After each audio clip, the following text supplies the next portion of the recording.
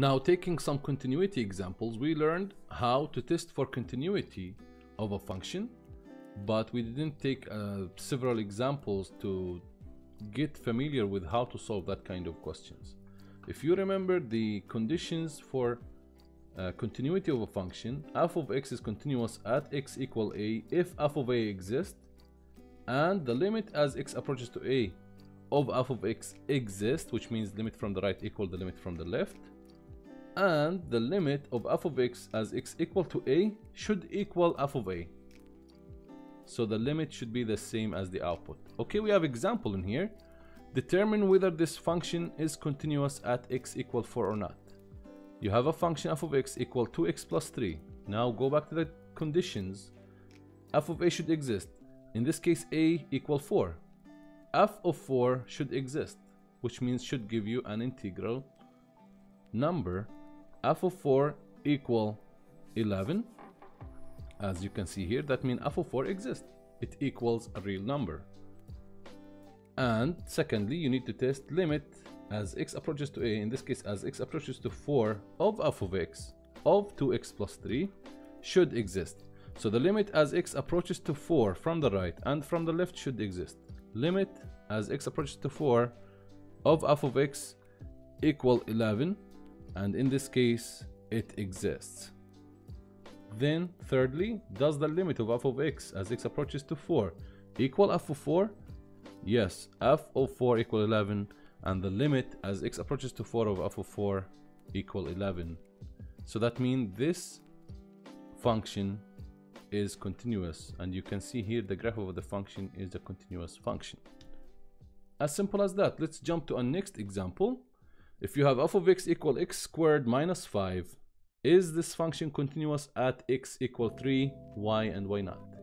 As we said, you start with f of 3. What does it equal? In this case, equals 4. F of 3 equals 3 squared minus 5, that's 4. Then the limit as x approaches to 3 of f of x, so the limit of f of x as x approaches to 3, that means for a rational function, remember that theorem, you plug in the value that you approach into the value of x of your equation. 3 squared minus 5, that equals 4. Then since the limit of x approaches to 3 of f of x equals the f of 3, then function f is continuous at point x equal 3. And that's how the function look like on the Cartesian. Obviously it's continuous. Another example, if you have a function g of x equal half x plus 3 if x less than minus 2, and g of x equals x minus 2 for x larger or equal to minus 2. Is this function continuous at x equal minus 2, y and y not? Now f of 2, or in this case g of 2, what does it equal? G of 2, which is, or g of minus 2, sorry, should equal minus 2 minus 1 equal minus 3. We took this because it applies as x equal minus 2. In this case, we're equaling x to minus 2, so then we can use this exact equation. We ignore this one. Then the limit of x approaches to minus 2 of g of x should equal the g of minus 2. Then the limit as x approaches to minus 2 from the left means as x less than minus 2, you use this equation. Plug in the minus 2 here, you get 2.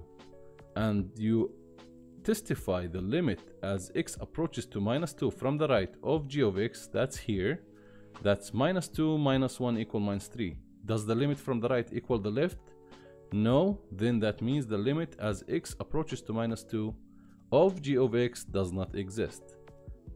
Hence, g function is not continuous at minus 2, but it is continuous at all values of x. You can see how do you draw the g of x. You can see g of x having two portions in this case. So g of x is not a continuous function, it's a discontinuous function, but it is continuous on all other values other than minus 2, but it's discontinuous at minus 2. Function f of x equal x squared minus 16 over x minus 4. for x not equal 4, and it is 7 for x equal 4. Is the function continuous at x equal 4? Why and why not? We say f of 4, when x equal 4, f of 4 is 7. As easy as that. You don't want to do any equations. Then to find the limit as x approaches to 4 of f of x, that's for as x not equal to 4. Then you have x squared minus 16 over x minus 4. If you dispatch this complete square, that's x minus 4 multiplied by x plus 4, you can do your abbreviations. That will be simplified as x plus 4. So the limit of f of x as x approaches to 4 equals 4 plus 4, that's 8. So at x equal 4, limit of f of x does not equal f of 4, because f of 4 was 7, while the limit of f of x as x approaches to 4 was 8. So in this case, 7 does not equal 8. Function is not continuous, and you can see how the graph of that function look like on the Cartesian. Back to this point, sometimes in limits, we will learn more about these skills as moving forward.